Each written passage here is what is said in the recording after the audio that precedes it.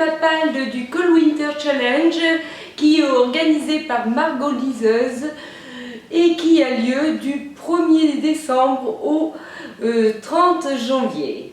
Alors j'ai un petit peu tardé pour vous présenter cette pile à livres parce que je me suis demandé si je participais cette année ou pas, car je suis devenue une addict au challenge. Je participe à de nombreux challenges ces temps-ci. Donc je me suis dit, est-ce que tu te rajoutes un challenge ou pas? Mais comme j'aime beaucoup ce challenge, je n'ai pas pu y résister.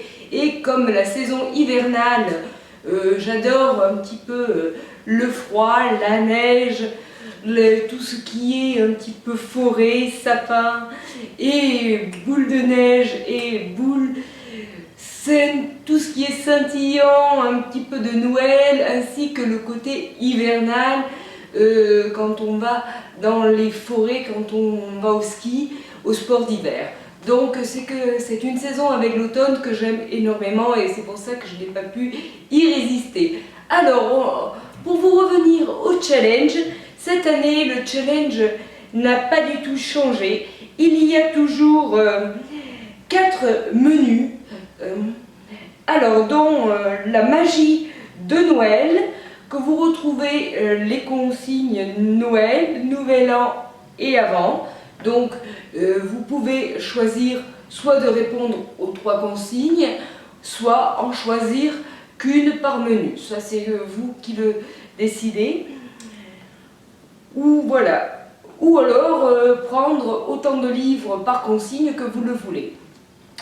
On a aussi Flocon de neige qui a la consigne conte, réécriture de contes, légendes, fantaisie et fantastique. Voilà, donc il faut choisir un livre qui correspond à une de ces consignes. Marcher dans la neige, alors là on a la consigne Nature Writing, littérature de voyage, grand espace et nature. Et Stalactites ensanglantées, où on retrouve polar, le consigne trailer, policier et roman à énigme. Voilà, il y en a pour tous les goûts, c'est ce que j'aime dans ce challenge. Alors, je vous invite à aller visionner la vidéo de Margot Liseuse, je vais vous mettre le lien en barre d'infos, qu'elle explique beaucoup mieux que moi son challenge. Elle a rajouté des bonnes résolutions cette année et comme j'ai peur de dire un petit peu des 10 bêtises de gaffes, je préfère vous inviter à aller regarder sa vidéo que vous dire des bêtises. Voilà. Alors, je vais vous présenter un petit peu ma palle. Là, j'ai voulu tourner un petit peu ça le matin avec le sapin de Noël. Bon, mon sapin est illuminé, je ne sais pas si vous le voyez dans la vidéo ou pas. Je sais que des fois c'est un petit peu délicat au niveau des lumières, on ne voit pas toujours ce qu'on veut. Alors, j'ai choisi de répondre au menu Noël magique.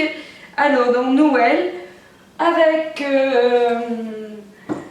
le livre de Karen Pond, tout nouveau, livre Vous faites quoi pour Noël de Karen Pond, que j'ai acheté tout récemment à la fête du livre à Toulon. J'ai bien aimé la couverture avec un peu comme on dirait que c'est un livre. Vous savez, en fait, comme un gros pull de laine. Et j'avais beaucoup aimé le livre D'ici là, porte-toi bien et l'humour de l'auteur. Donc c'est pour ça que j'ai pas du tout hésité à acheter ce livre lorsque je l'ai vu. Voilà. Donc ensuite j'ai choisi un petit peu de le flocon magique. Alors pour les contes, j'ai pas du tout rangé ça dans l'ordre. J'ai fait ma pile à livres, donc désolée pour un petit peu l'attente. J'aurais dû, je suis d'accord. Alors pour les contes, j'ai fait ma pile à lire et un livre qui me donne beaucoup envie depuis sa sortie, le dernier de Sarah Wolf, Donne-moi ton cœur, que j'ai mis dans les contes. Ensuite, donc, nous avons les réécritures de contes. Alors, je voulais continuer la trilogie des Chroniques lunaires en lisant le deuxième tome de Marissa Meyer, Scarlett, qui ira très bien dans les réécritures de contes et que j'ai hâte un petit peu de lire la suite car j'avais beaucoup aimé le tome 1.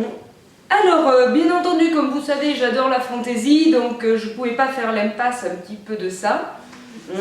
Et j'ai choisi aussi de continuer, on continue dans les suites de saga, de lire la suite du Royaume invisible, Captive de l'hiver, de Jiri Kagawa, dans les fantaisies. J'espère que vous verrez bien les livres, là j'ai jamais tourné dans cet angle-là, donc j'espère que tout ira bien au niveau visibilité. Alors, dans ce qui se concerne le fantastique, on continue toujours dans les suites de saga, et j'ai choisi en fait le tome 2 de Insaisissable de Théorie ma fille, mais il parle... oui, non, Théorie ma fille, oulala, ça va pas. Que c'est un livre que j'avais vraiment eu un gros coup de cœur, ainsi que pour l'histoire que pour la plume de l'auteur. Ça fait longtemps que j'ai envie de lire la suite depuis que j'ai lu. Mais comme vous savez, c'est toujours difficile un peu, des fois, de faire nos choix. Alors, pour un petit peu, voilà, on a encore plus que 2-3 livres que j'ai mis dans ce challenge. Il y a le livre, voilà, donc toujours dans le fantastique, Aurora, que la couverture me donne beaucoup envie, qui est magnifique, de découvrir cette histoire. Êtes-vous prêt à vivre une aventure extraordinaire, que j'ai mis dans le fantastique de Vashti Hardy. Que quand Maud de la chaîne des livres et une fille en avait parlé, cette histoire m'avait subjuguée et j'étais de suite allée la rajouter à ma wishlist. Alors, ensuite, Marcher dans la neige, grand espace, j'ai de suite sorti de ma palle, j'ai pensé de suite à ce livre, Les 7 étoiles du Nord, de Abby Alfinston, qui est un beau livre avec aussi une couverture vraiment sublime. En plus, j'aime beaucoup les couvertures quand elles sont toutes douces, vous savez, qu'on dirait du velours. Ça me plaît énormément quand c'est ça. Et la barrette, voilà, les pages sont vertes, je veux dire juste dans le côté. Et ça, j'ai hâte de me plonger un petit peu dans ce côté polaire, glacial un peu, et de découvrir à nouveau aussi cette histoire. Et pour voilà, finir, j'avais un petit peu aussi, j'ai hésité avec, voilà, il y a le livre pour finir, donc nous avons aussi, où j'en entends beaucoup parler, je m'excuse, j'ai mis tous ces livres sur l'arbre à chat de mes petits mignons à côté pour que ce soit plus pratique. Alors, il y a un livre que j'en entends beaucoup parler depuis sa sortie et que j'ai envie beaucoup de le découvrir car j'ai beaucoup entendu de bien de Nevermore de Jessica Thompson. En plus, le 2 est sorti tout récemment et j'ai un petit peu envie de découvrir cette histoire qui est très farfelue et originale, qui me donne envie un petit peu de découvrir ça en période hivernale. Voilà. Et cette année, j'ai eu envie un peu de faire quelque chose de nouveau dans le Cold Winter Challenge, c'est de me rajouter un petit menu. Donc j'ai rajouté le menu Stalactite ensanglanté pour mettre le défi de lire un trailer, comme vous l'aurez sans doute deviné. Et il y a un livre, franchement, alors je voulais lire récemment, mais je l'avais prêté à ma grand-mère, qui l'avait complètement plus, mais perdue. Elle savait plus où elle avait mis ce livre, donc je n'ai pas pu lire ce livre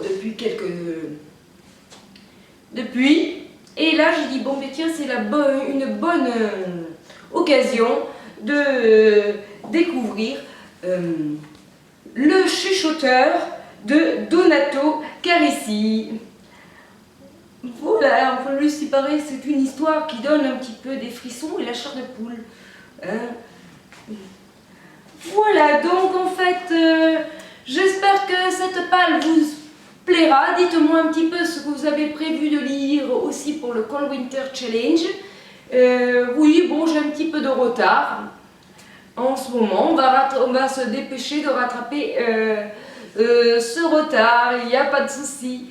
Je suis plus entre lire les livres en ce moment que sur ma chaîne, mais ça va changer, on va un petit peu être beaucoup plus présente, il n'y a pas de souci.